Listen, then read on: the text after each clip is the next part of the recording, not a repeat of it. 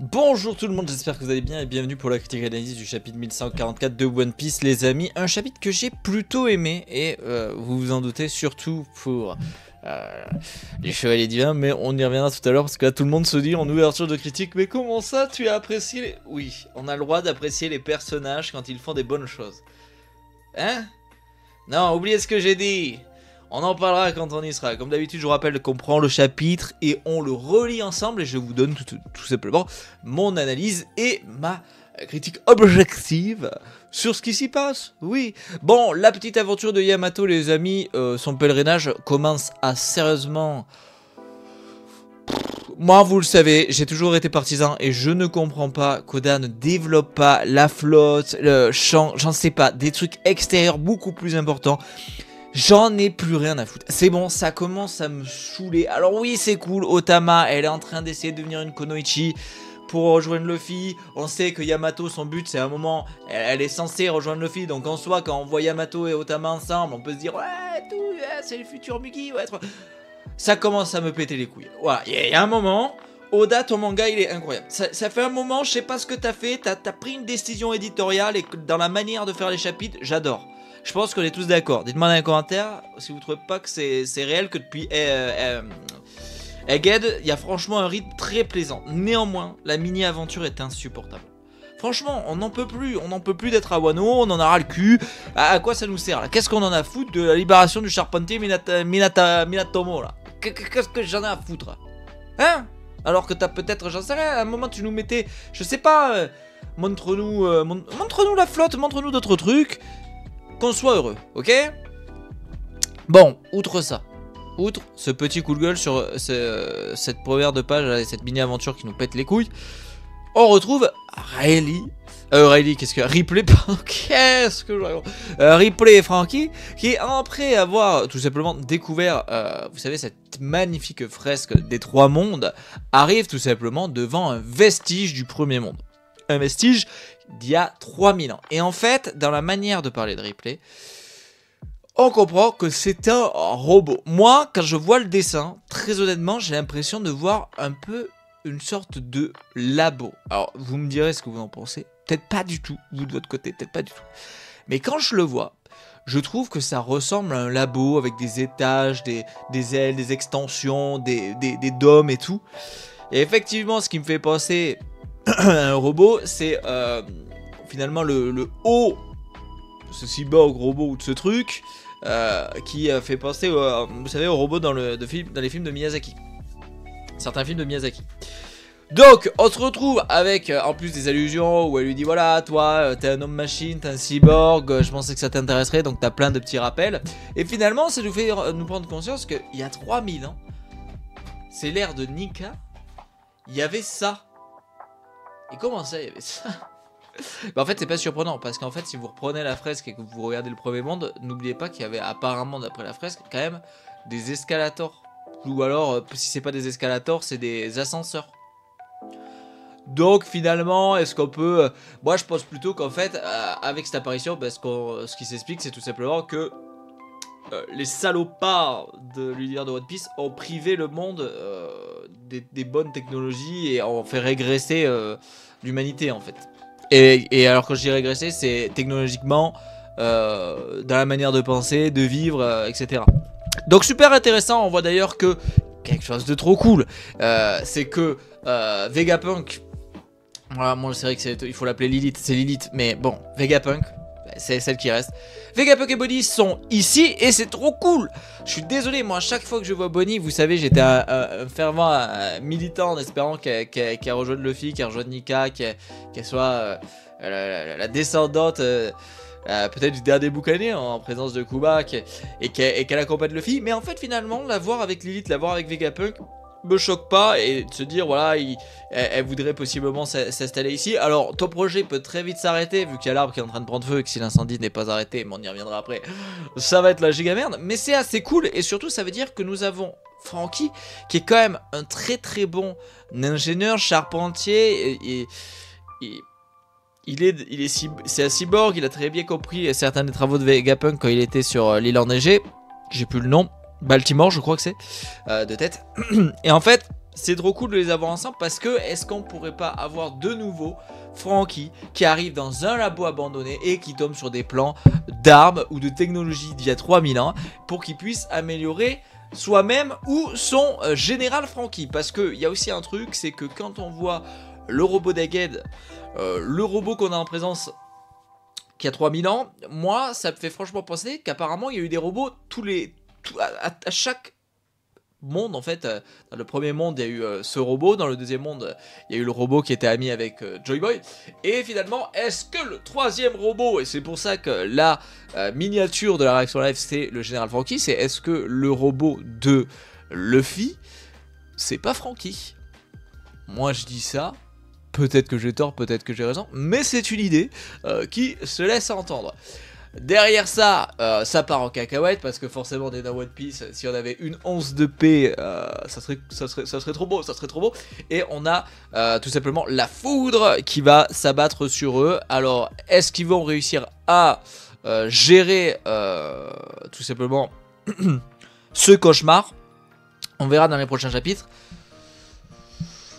C'est la merde, c'est la merde. Et je vous expliquerai pourquoi maintenant, parce que tout simplement, c'est tout comme le drogueur, hyper tanky comme petite chose, comme pouvoir.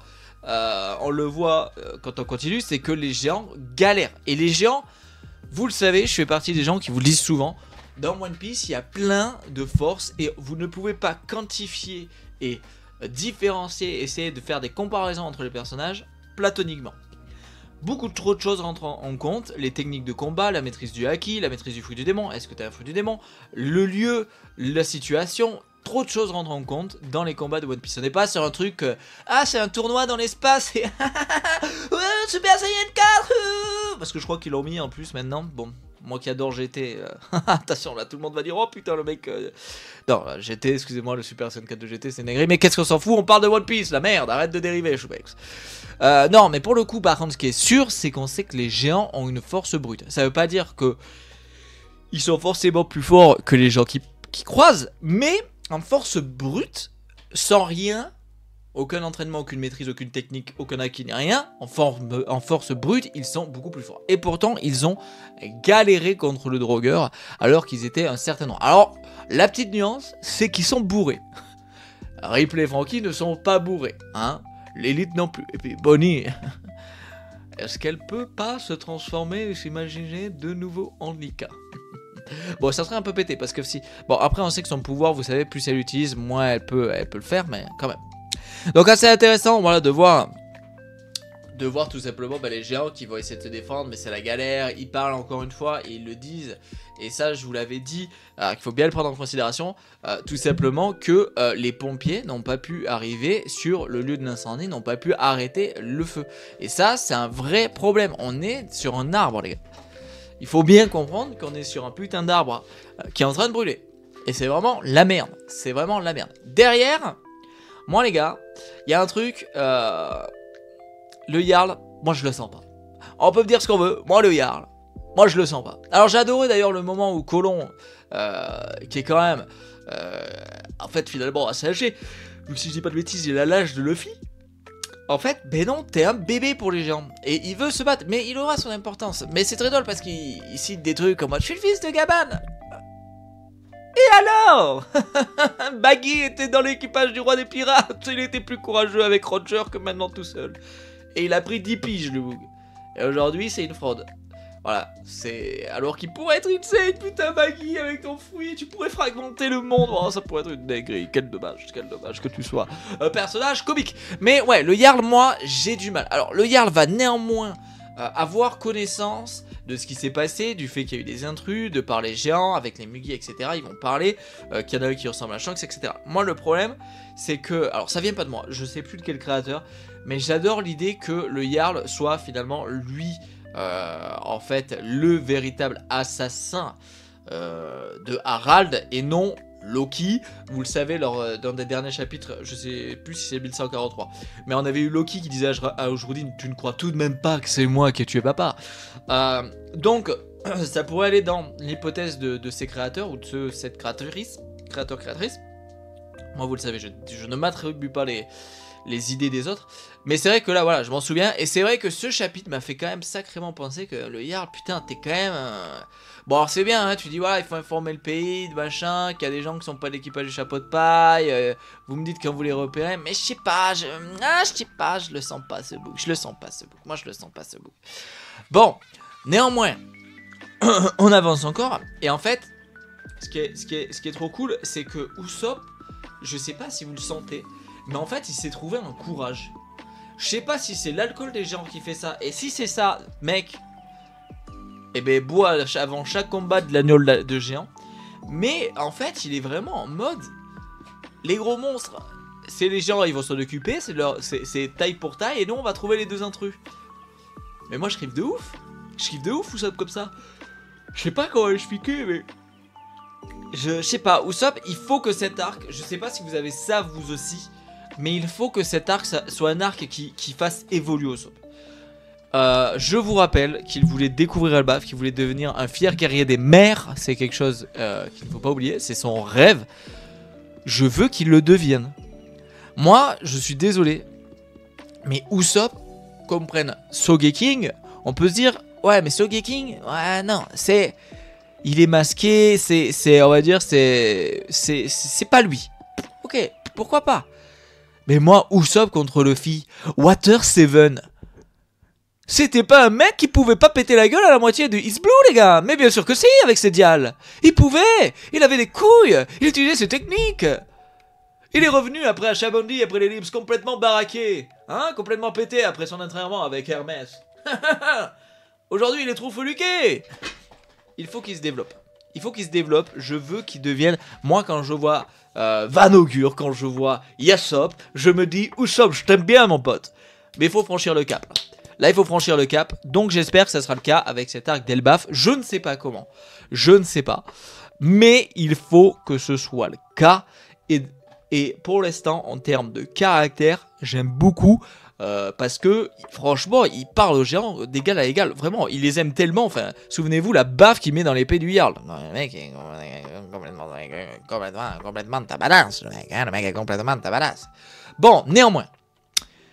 Donc les Mugi vont prendre part à la chasse et à la recherche finalement des chevaliers divins parce qu'ils veulent pas se planquer, parce que les gens sont en mode non non, il faut vous mettre quelque part pour vous planquer.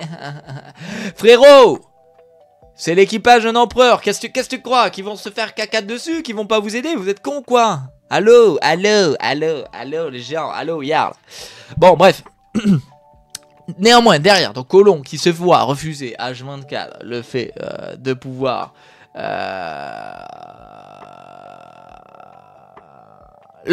pardon, ne pas pouvoir prendre part à la défense tout simplement d'Elbaf, va amarrer un petit bateau volant. Et ça va bien servir les Mugi, parce que tout simplement les Mugi, c'est-à-dire Nami, Usopp et Brook, vont se dire, et Jinbei vont se dire, mais c'est notre moyen d'aller quelque part, de sortir du village. Et finalement, c'est plutôt cool. C'est plutôt cool. Et d'ailleurs, j'ai adoré cette petite case avec Nami. Vous savez qu'il y a quand même vraiment ces moments, et c'est trop cool parce que peut-être vous ressentez pas ça, mais plus on avance, plus quand Nami est avec des enfants, je revois belle-mère. C'est trop con, hein, mais c'est trop... T'es fier d'elle. Je sais pas comment expliquer. T'es fier d'elle, tu vois. Qu'elle soit comme ça, qu'elle trouve les enfants choux, tu vois, tu penses à sa mère, tu penses à belle-mère, et tu te dis, elle serait fière de toi. Franchement, elle serait fière de toi, et c'est trop cool, et c'est trop mignon, moi j'adore. D'ailleurs, en plus, Colomb est trop mimi, parce qu'il est là en mode, là, regardez, ça marche, vous êtes mon équipage, il faut m'écouter, machin, bidule. Et à côté, t'as quand même Usopp qui est mais complètement bourré, et qui continue, et qui est véhément de ouf, et qui est en mode... Ah ouais, mais c'est à toi de ramer parce que les rames elles sont à ta taille, hein. Et moi, je sais pas, c'est mon humour, je trouve ça trop bien. Alors derrière, je me suis trompé lors de la réaction live, je pensais que ça avait un lien avec Uta, mais pas du tout. New World, c'est la musique de Brooke, oui, à Chamonix, putain. J'avais oublié, moi, j'étais... Le dernier truc avec la musique que j'ai vu, moi, Brooke, c'est le Beans no Sake, c'est Thriller Bark, c'est Je m'en vais de bon matin, livrer mon bonhomme de Beans de Beans. Bon, voilà, mais non. New World, c'était sa musique, souvenez-vous, lors de son concert à Chamonix. It's a new world, it's a new world, it's a new world. Bon bref, en fait, c'est trop drôle de voir que Gunko est une putain de fan. Elle est fan de Brooke, mais c'est excellent. C'est excellent. Elle est là en mission, en mode, elle vient de bouffer, elle est là. Son petit rituel, c'est de se mettre son petit casque comme moi là, hop, et de mettre It's a new world, na, na, na. Et alors, en plus, pour le coup, comme disent les autres doyens, attends, mais t'écoutes cette musique qui parle, enfin, c'est une musique qui parle d'un nouveau monde, enfin, et moi, pourquoi j'ai confondu avec Kuta, c'est nous sommes à l'aube d'une nouvelle ère, le futur nous appelle pour changer le monde. J'ai cru que c'était une nouvelle ère en fait. Mais en fait non. Ah bref, c'est trop drôle, leurs interactions sont pour le coup grave cool. Et on voit qu'elle kiffe vraiment et tout. Et j'avais adoré, alors ça je peux pas créditer, je sais que je l'avais vu passer sur Twitter. C'est un mec qui disait, les gars, elle est fan de Brooke, sa tenue elle a sa culotte apparente. Imaginez que ça soit vraiment une fangirl au point qu'elle soit en mode, hey, Soul King. Tu veux voir ma culotte, tu vois. Et je trouverais ça trop drôle, parce que ça donnerait un truc complètement barre, où un des êtres les plus puissants, le chevalier divin, un des mecs, une meuf, les plus dangereuses du monde, soit en mode, elle est tellement fade, qu'elle s'habille pour Soul King, tu vois. Et franchement, ton idée, mec ou madame, si tu passes par là et que c'est toi le tweetos ou la tweetos qui a eu cette idée, j'ai adoré. Bon, derrière tout ça, Kilgan et Submerse papote et tout, bon on est content, hein, ils font leur truc et tout, c'est cool. Mais surtout on arrive sur Saoro qui essaye de bloquer les enfants. Et là, on est sur ce que j'adore dans ce chapitre et dans l'utilisation des pouvoirs. Comme je vous disais, la force dans One Piece n'est pas platonique, et une des forces qu'on peut avoir, c'est tout simplement la synchronisation. Et là, la synchronisation des pouvoirs est excellente et la maîtrise des pouvoirs est géniale. Ce que peut faire et ce qu'a fait Summers du fruit des épines, mais c'est génial. Il a tout simplement, dans sa manière d'utiliser son fruit, ce qui veut dire, en plus, moi, ce qui commence à me faire penser qu'un fruit n'a pas des pouvoirs non plus linéaires, outre les logias. Parce que les logias, c'est le feu, c'est le feu. L'électricité, c'est l'électricité. Mais là, il a tourné son fruit de l'épine, qui devrait être un truc, un fruit, des trucs, non, il a tourné ça de manière à ce que plus tu apprécies une personne, plus les épines font mal. Donc il a introduit cette caractéristique dans ses épines, dans une de ses capacité liée à son fruit. Donc c'est sa maîtrise de son fruit et la manière dont il utilise son fruit qui permet ça. Et en fait, c'est un truc de fou. Sachant qu'en plus, vous le savez, moi j'adore ce principe que Kirigan adore les enfants, Gunko les dirige et que Summers les protège ou en même temps les attaque, parce qu'on voit que quand Saoro, il est malin Saoro, finalement c'est pas si con. Si je les arrête avec un bouclier, je ne serai pas poignardé d'épines.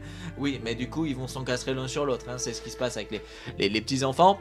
Et forcément, ben non, c'est pas cool. On voit que ça a fait très mal à Saoro, donc oui, ça a pu faire mal aux petits enfants géants, hein, on s'en doute. Mais Saoro est malin et tout simplement, il va dire, eh ben de face, ça ne fonctionne pas, j'ai qu'à les attraper de derrière. Et c'est plutôt finalement malin, même si d'ailleurs je remarque que c'est cool que Robin et Chopper soient avec lui. Mais qu'est-ce que vous branlez les deux? Vous pouvez pas aider Saoro? Vous pouvez pas prendre une corde, je sais pas, Robin, prendre la corde avec tes mains, hop, tu l'enroules autour des... Je sais pas, faire un truc un peu, parce qu'à part Saoro qui tente des trucs, j'ai l'impression qu'ils ont strictement rien à foutre, hein, c'est un truc. J'adore Robin d'ailleurs qui dit, c'est affreux, quel infâme dispositif, ah bah... ah bon, merci. On s'en serait pas douté. Bon, derrière, en plus ça part en couille, parce que Fenrir se ramène à cet endroit-là. Donc il faut pas oublier d'ailleurs qu'on n'est pas si loin des flammes. Hein. Donc on a les flammes ici, voilà, ici. Les enfants qui marchent ici. Et là, on a Fenrir qui se ramène sur Saoro. Bon, pareil. Donc on a Ripley, Franky, machin, ils ont l'orage là, vous savez. Et puis on a Saoro, Robin et Chopper, ils se tapent Fenrir. Parce que non, mais c'est ce que je vous disais, ces trucs, faut pas oublier que c'est hyper tanky. C'est fort, parce que déjà, souvenez-vous, le Draugr, à quelle facilité il a pu péter le navire pompier des Scarls, là, ou je sais plus quoi, mais cacahuètes, là, hein. Mais ça tank de ouf, hein, en termes de dégâts bruts, hein. Donc il va falloir bien se donner pour y arriver. Derrière, on continue, on voit tout simplement ce que je vous disais, que les géants avec difficulté, avec fracas et même sans mal, hein, parce qu'on voit qu'il y a un géant qui est à terre. Ils ont réussi à abattre le Draugr et là se ramène Nidhogg. Donc, vous avez passé le premier boss, ok, le deuxième, ça me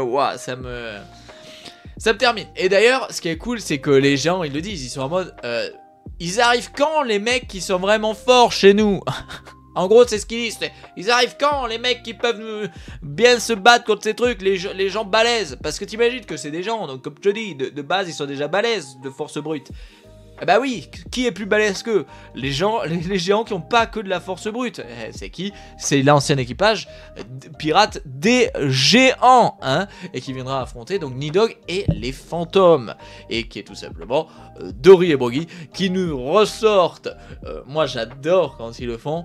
L'attaque de la perforation, et c'est là où on se dit, c'est ce que je vous dis, c'est que, souvenez-vous, je vous disais en début de chapitre, la force d'un mode piste c'est plein de choses, et ben oui, la technique de Dory et Broggy perforation, à one shot, les géants, les Nidhogg et le fantôme. Alors est-ce qu'ils sont vraiment battus? Ça pour le coup je ne sais pas, on verra dans le prochain chapitre, peut-être qu'ils vont se relever, qui sait, mais en tout cas... ils les ont troués, voilà, ils les ont troués. Moi c'est trop cool, à chaque fois que je vois cette attaque et cette technique, ça me rappelle tout simplement,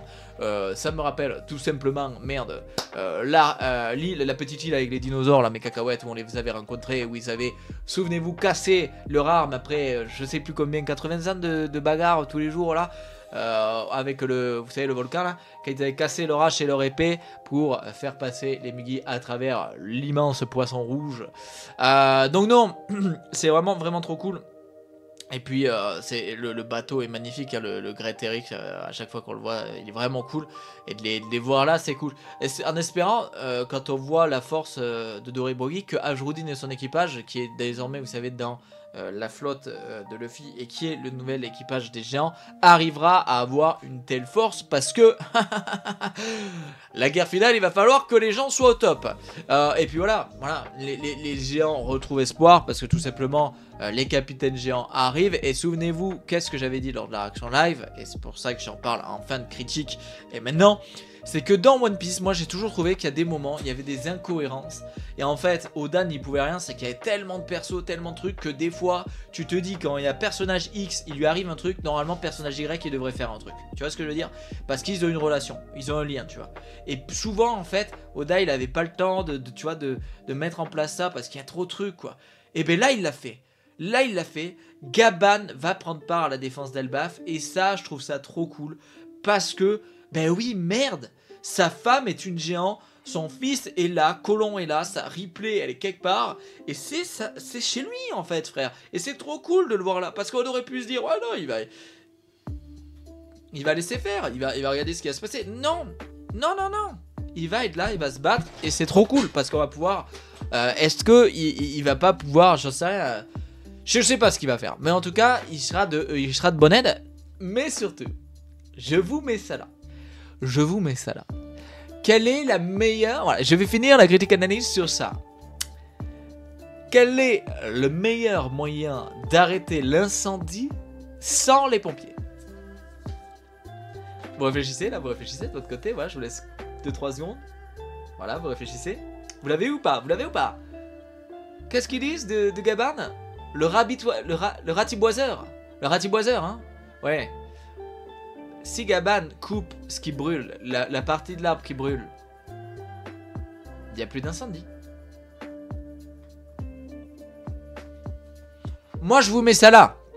Après, on y croit pas, voilà. On a déjà vu en plus une branche d'arbre qui a été sectionnée. Voilà, après, vous en faites ce que vous voulez. Moi, je vous dis qu'à mon avis, Gabane, il y aura une putain de case où on va le voir arrêter l'incendie en coupant une branche ou une énorme branche, je sais pas ce qu'il va faire. Parce que les pompiers, ils sont plus dispo, les pompiers, voilà, ils se sont fait le caramel, là, par le drogueur, tu vois, donc voilà. Bon, les amis, j'espère que cette critique analyse vous aura plu. Voilà. J'ai pas du tout su comment, j'ai eu un blocage. Bon, j'espère vraiment qu'elle vous aura plu. N'hésitez pas, comme d'habitude, dans les commentaires à me donner votre avis sur mes idées, sur mon analyse, et à me donner votre avis sur le chapitre. À chaque fois, je vous lis, et si j'ai le temps, je vous réponds.